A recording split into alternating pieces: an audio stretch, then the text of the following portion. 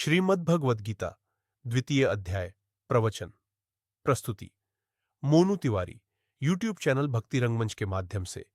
यदि आपके पास श्रीमद् भगवद गीता है तो कृपया अपनी भगवद गीता को अपने हाथ में लीजिए, उस पर हाथ रखिए और भगवान से आज्ञा लीजिए।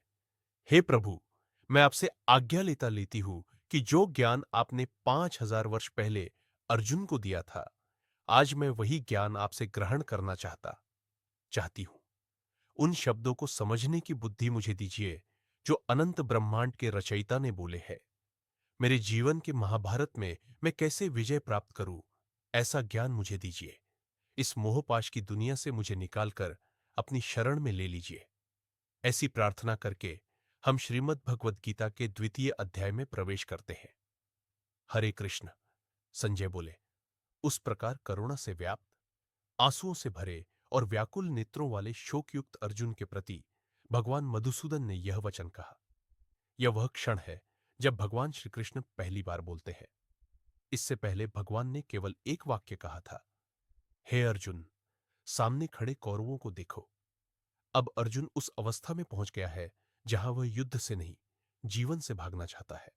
वह कहता है, इनको मारने से अच्छा है कि मैं ही मर जाऊं। यह स्थिति हम सबके जीवन में कई बार आती है, जब हम भ्रम, मोह, भय और अपराध बोध में फंस जाते हैं। श्री भगवान बोले, हे अर्जुन, तुझे इस असमय में यह मोह किस हेतु प्राप्त हुआ? यह न तो श्रेष्ठ पुरुषों द्वारा आचरित है, न यह स्वर्ग देने वाला है और न ही कीर्ति प्रदान करने वाला है। भगवान अर्जुन को स्मरण कराते हैं लाक्षागृह द्रौपदी का चीरहरण, वनवास, अपमान, अन्याय, और कहते हैं, इतना सब हो जाने के बाद युद्ध भूमि में खड़े होकर तू यह कायरता क्यों कर रहा है? गुरु और मोह की शिक्षा अर्जुन कहता है, मैं भीष्म पितामह और गुरु द्रोण के विरुद्ध कैसे युद्ध करूं? यही से हम सबके लिए बहुत बड़ी शिक्षा शुरू होती है। भगवान ये स्पष्ट करते हैं, जब गुरु भी अधर्म के मार्ग पर खड़ा हो जाए, तब धर्म के पक्ष में खड़ा होना ही सच्ची गुरु भक्ति है। अर्जुन का शरणागति भाव। अर्जुन कहता है, मैं आपका शिष्य हूं, आपकी शरण में हूं। जो मेरे लिए कल्याणकारी हो वही मुझे बताइए। यहीं से गीता का ज्ञान आरंभ होता है। अर्जुन भगवान को मित्र समझता था। उसे यह ज्ञान नहीं था कि उसके रथ को चलाने वाला स्वयं परमात्मा है। आत्मा का अमर सत्य श्री भगवान कहते हैं, न ऐसा कोई समय था जब मैं नहीं था, न तू नहीं था, और न ये राजा नहीं थे, और न भविष्य में ऐसा होगा जब हम नहीं रहेंगे। यह वाक्य गीता का मर्म है। आत्मा न जन्म लेती है, न मरती है। शरीर बदलता है, आत्मा नहीं।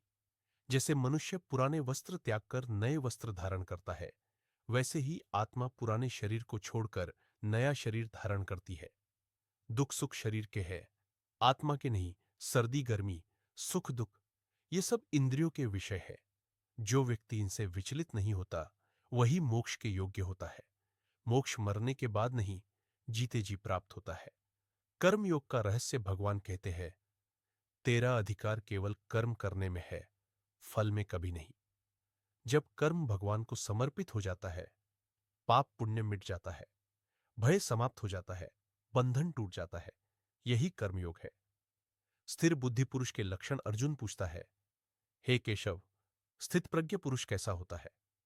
भगवान उत्तर देते हैं, जो कामनाओं को त्याग देता है, सुख दुख में समान रहता है, राग भय और क्रोध से मुक्त होता है, जिसकी इंद्रियां उसके वश में होती है, वही स्थित प्रज्ञ है। इच्छाओं से पतन का क्रम भगवान स्पष्ट करते हैं।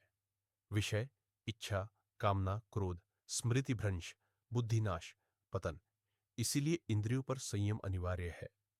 समुद्र का उदाहरण, जैसे सभी नदियां समुद्र में मिल जाती है, पर समुद्र विचलित नहीं होता, वैसे ही जो व्यक्ति सब भोगों को समाहित कर लेता है, वही परम शांति को प्राप्त होता है।